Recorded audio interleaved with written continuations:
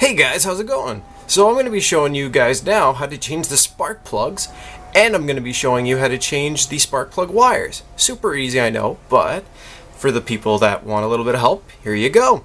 So, as you can see, I just put in a new cap and rotor. If you are doing your spark plugs and your spark plug wires, you probably want to do this too. It's very easy and not expensive. So, as you can see, I have one wire off right now, and the reason why is because when I went to change my rotor and my cap, I found out that there was a whole bunch of corrosion in one of the plug wires, and it needed to be changed. And rather than try and grind it back onto this one, I want to start with fresh. So, the best way to do this is when you're switching out plug wires. It's up to you if you want to do one plug at a time, which is best. And all you're going to do is, as you change the plug, you're going to change the wire.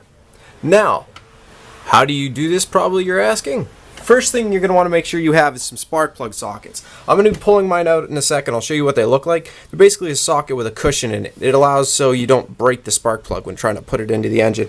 Here you don't really have an issue. It just kind of hugs it and allows it for easier for pulling out and putting them in, so you don't have to worry about breaking them. Now, the reason why I'm saying that you're going to want to do each wire every time you do a plug, because each wire is a different size. So it's always a good thing if you do each plug separately. So what you're going to do is, as you can see, I got some brand new NGKs here with some Autolite spark plugs. And you're just going to take out your spark plugs, like so. And see, all different sizes, yay. And you're going to lie them out like this and cut the tape, and then as you pull each plug wire off and change the plug, you size it up so it matches the next plug, or you match up the plug wires, so that way it just avoids confusion. So as I said, first thing you want to do, get these ready.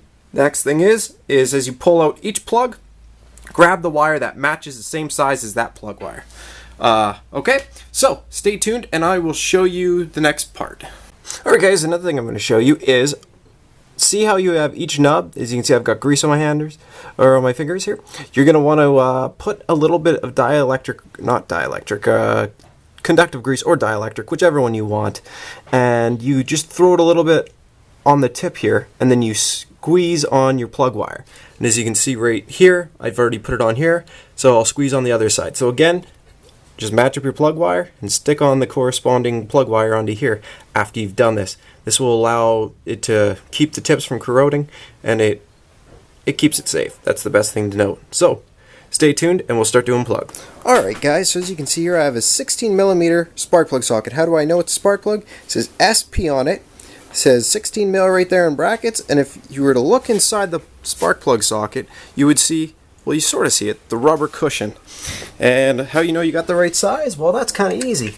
You just slip it onto your plug, and you'll see that it sits like so. So I'm going to pull that plug out and then go from there. Well guys, if you can see that on the camera, you can see this plug's pretty toast. Look at the electrode, which is this little part sticking up here. See how much gap's in there and how it's almost flush to the plug? Well, I'll show you what it should look like. See how much longer that is and how it's set? So, I'm using platinums. Again, I was told that I don't need to gap these ones. I still checked them at work. If I were you and you want to check the gap, you need a gapping tool. It's up to you. Again, if you're using iridiums or you're using a platinum plug, you don't really have to worry. I mean, a lot of times they're very strong, so they're very hard. They can be hard to gap. And again, if you're using a good plug, chances are the gap's set, as long as the plugs weren't dropped when they were in shipment. So you can always pull all your plugs out of the box and make sure they're at the same gap and go from there. If they all look like they're at the same gap, you're good. Keep in mind that you're talking millimeters when they're out of place, so you might not be able to see it. Who knows? So again, I'm not going to say not gap them, and I'm not going to say that you have to gap them, because again, it all depends. And so from this point, if I were you, take a little bit of dielectric grease and put it on the threads here, and then take some conductive grease and put it on the tip. And then, or you can always do the conductive grease on the tip afterwards, because it might smear off when you're using your spark plug socket. So again, just put a little bit of dielectric grease on the threads to keep them nice and well, easy to put in, and then make sure you have your crush washer on. And then from here, you're going to just screw it back into the engine, and I'll show you what I do from there. Alright guys, so as you can see here, I've got the spark plug in there, I've got my wrench attached. Now, if you don't have a torque wrench, which pretty much 60% of the population doesn't have a torque wrench or higher, I'm going to show you how to do this without a torque wrench. Grab your ratchet like so. See how my hand's on here? Only one hand. And then, torque on it like that. Just, use one-handed pressure. After you're done, you'll see I'm pulling mine out because now I can grab this out with a plier because it's got a nice suction on that plug. But I'm going to pull that off of the pair of pliers, and then after that, I'm going to take some conductive grease, lube up the tip of the spark plug, and we'll put our new wire on. But yeah, just repeat that now for the next, well, in this case, it's 6 plugs. So I'll be doing 6 plugs. Stay tuned. Alright guys, so as you can see here, we got all the wires in. I've already start checked mine to make sure that I've got all the right order, and engine sounds great. So I will show you. Just in case you mixed up your distributor cap or you accidentally unplugged all the wires, as I told you not to, but you did, I will quickly show you, just for heck's sake, that, the order. So this one right here, if you look where my finger's at, it's going to follow here and go to the first cylinder, which is over here.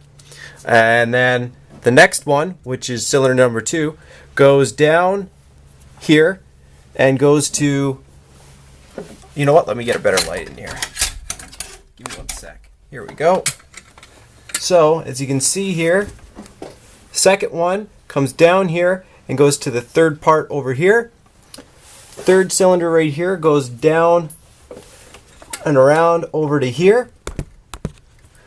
And then next cylinder, which is, we'll say, well, again, it isn't the actual cylinder numbers, I'm just saying spark plug in, goes over here, and it comes to the second spot right here. Fifth spark plug in goes to right here, and then sixth spark plug goes to right here, which is our last one. Or sorry, that one isn't our sixth. This one right here comes up and around and goes to third cylinder. Sixth is the one that was heavily corroded on mine. Sixth is right here. So sixth goes to there. And yeah, so there you go. You've got your order. Once again, it's easier if you just do one spark plug wire at a time.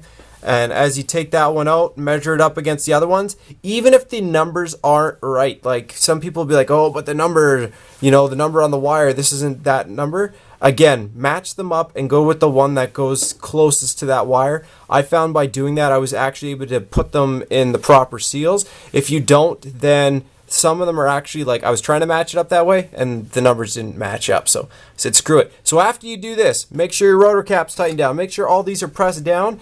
As you press each one down, you'll hear a click, and that means it's clicked on. And yeah, just make sure these are all seated. Make sure you've dielectric greased the threads on each plug, and then used conductive grease on the tip of each of the electrodes on top of the spark plug and on top of your distributor cap when you put the wires on. That will keep it from corrosion. Okay, so after you do that, go start her up and listen to your engine purr. You should be good, and you should like the sound. Okay, thanks again for watching all the tune-up that I just did with the. So again, the major things you're going to want to do when you do a tune-up is the rotor cap, the rotor, or well, the distributor cap as some people call it, the rotor, the spark plug wires, the spark plugs, and if you haven't done it in a while, an air filter. Some people say to also include oil change, but you should be doing an oil change every 5,000 kilometers or every 8,000 if you're running synthetic. Again, I don't include that in tune-up because that's not really a tune-up in my case. So anyways, I hope this video has helped you out. Press that like button if it did. Press subscribe if you want to see some more of my videos. And thanks again for watching. Have a great day.